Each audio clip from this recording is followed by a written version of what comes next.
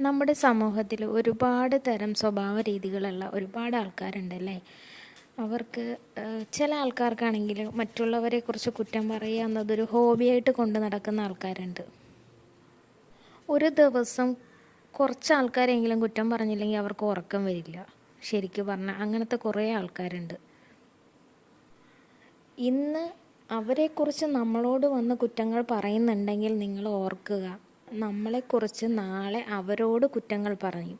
ഉറപ്പായിട്ടും അവർ പറയും. അങ്ങനത്തെ സ്വഭാവ രീതികളാണ്.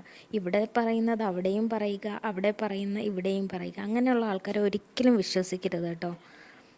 അങ്ങനെയുള്ള ആൾക്കാർ ശരിക്കും എന്താ പറയുക, അങ്ങനെ ഒരു ക്യാരക്ടർ നമ്മൾ മനസ്സിലാക്കുമ്പോൾ തന്നെ ആ ഒരു ഫ്രണ്ട്ഷിപ്പ് നമ്മൾ കട്ട് ചെയ്യുക എന്നുള്ളതാണ്. നമ്മളൊന്ന് അകറ്റി നിർത്തിയിരിക്കുന്നത് നല്ലതായിരിക്കും. എപ്പോഴും വേണമെങ്കിലും നമുക്ക് പണി കിട്ടാം, ഉറപ്പായിട്ടും. അവരെക്കുറിച്ച് നമ്മളോട് കുറ്റങ്ങൾ പറയുമ്പോൾ നമ്മൾ ആസ്വദിച്ചിരുന്ന് ചിരിക്കാറുണ്ട്. അല്ലെങ്കിൽ അവർ ഒരു കാര്യം പറയുമ്പോൾ നമ്മൾ രണ്ട് കാര്യം അങ്ങോട്ട് പറയുന്നവരുണ്ട്. അതൊരിക്കലും നല്ലതല്ല കേട്ടോ.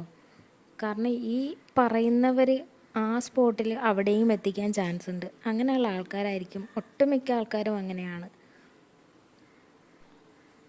ഇതിലൊന്നിലും നമ്മൾ ഉൾപ്പെടുന്നില്ല എങ്കിൽ നമ്മളെക്കുറിച്ചായിരിക്കും ഏറ്റവും അധികം പറഞ്ഞുണ്ടാക്കുന്നത്. നമ്മൾ സൈലൻ്റായിട്ടൊന്ന് ഇരുന്ന് നോക്കിക്കേ. ഒരു ദിവസം കുറ്റം പറയും, 2 ദിവസം കുറ്റം പറയും, 3 ദിവസം അവരുടെ കാര്യങ്ങൾ എത്രയും നമ്മളോട് വന്ന് പറയും. മൈൻഡ് ചെയ്യുന്നില്ല എന്ന് കാണുമ്പോൾ അവർ തനിയെ മിണ്ടാതെ പൊയ്ക്കോളും. എന്ന് കരുതി എല്ലാവരും അങ്ങനെയാണെന്നല്ല കേട്ടോ പറയുന്നത്. ചിലരെങ്കിലും അങ്ങനെയുള്ള ആൾക്കാരുണ്ട്. അവരെ ഒന്ന് മനസ്സിലാക്കിയിരുന്നാൽ നന്നായിരിക്കും.